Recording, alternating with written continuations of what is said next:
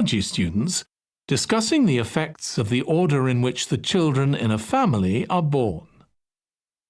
First, you have some time to look at questions 21 to 26.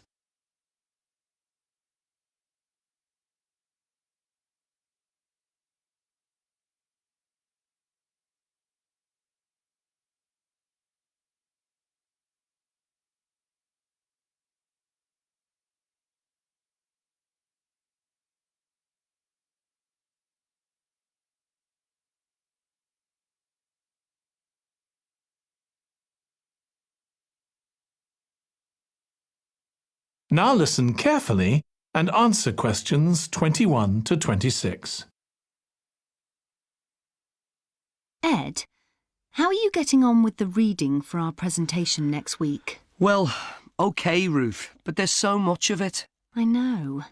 I hadn't realised birth order was such a popular area of research. But the stuff on birth order and personality is mostly unreliable.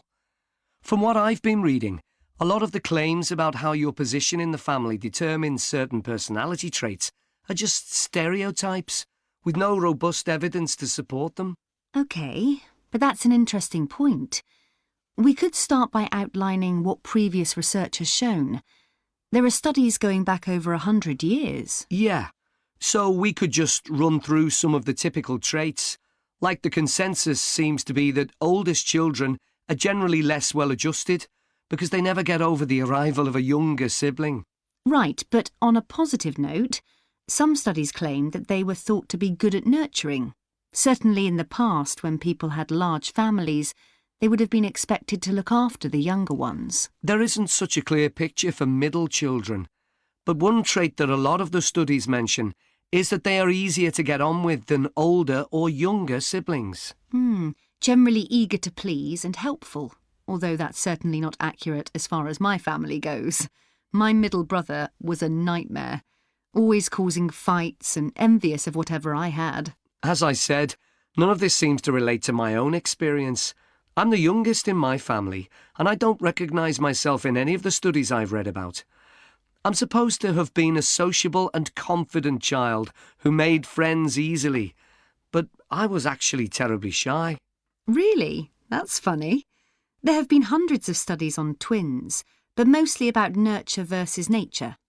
There was one on personality which said that a twin is likely to be quite shy in social situations because they always have their twin around to depend on for support. My cousins were like that when they were small. They were only interested in each other and found it hard to engage with other kids. They're fine now, though. Only children have had a really bad press. A lot of studies have branded them as loners who think the world revolves around them because they've never had to fight for their parents' attention. That does seem a bit harsh. One category I hadn't considered before was children with much older siblings. A couple of studies mentioned that these children grow up more quickly and are expected to do basic things for themselves, like getting dressed. I can see how that might be true, although I expect they're sometimes the exact opposite, playing the baby role and clamouring for special treatment. Before you hear the rest of the discussion, you have some time to look at questions 27 to 30.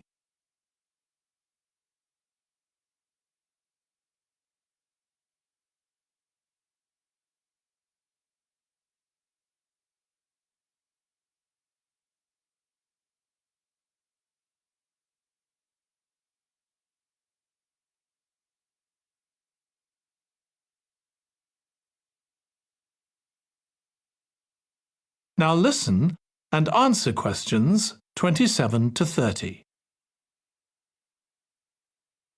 What was the problem with most of these studies, do you think?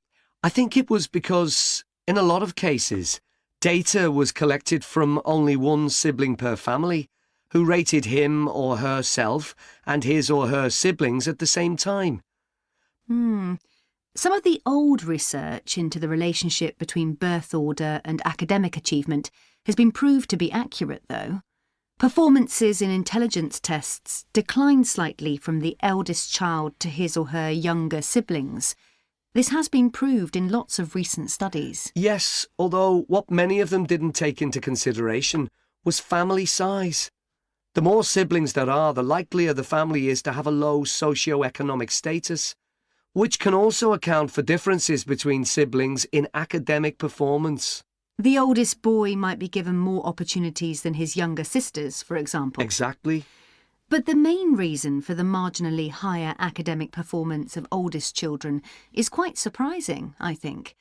It's not only that they benefit intellectually from extra attention at a young age, which is what I would have expected. It's that they benefit from being teachers for their younger siblings by verbalising processes. Right.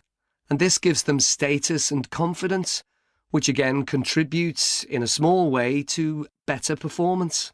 So, would you say sibling rivalry has been a useful thing for you? I think so. My younger brother was incredibly annoying, and we fought a lot. But I think this has made me a stronger person. I know how to defend myself. We had some terrible arguments, and I would have died rather than apologise to him. But we had to put up with each other, and most of the time we coexisted amicably enough. Yes, my situation was pretty similar. But I don't think having two older brothers made me any less selfish. I was never prepared to let my brothers use any of my stuff. That's perfectly normal, whereas sometimes... That is the end of part 3. You now have 30 seconds to check your answers to part 3.